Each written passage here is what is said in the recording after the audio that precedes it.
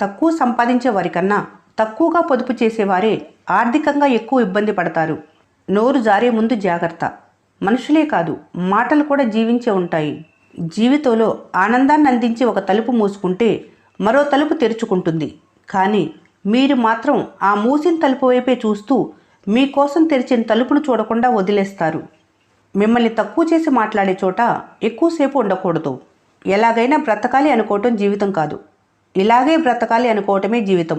ఆ రోజు కోసం ఎదురు చూడటంలో అసలు తప్పు లేదు. ఈ 5 అలవాట్లను దూరం చేసుకోండి. అందరి దగ్గర సహాయం కోసం చేతులు చాచటం, గతం తాలూకు జ్ఞాపకాల్లో జీవించటం, మిమ్మల్ని మీరే తక్కువ చేసుకొని చూసుకోవటం, చిన్న చిన్న విషయాలకు అతిగా ఆలోచించటం, జీవితంలో వచ్చే మార్పులకు భయపడటం. దొంగను నమ్మినా పర్వాలేదు, జేబు మాత్రమే ఖాళీ అవుతుంది.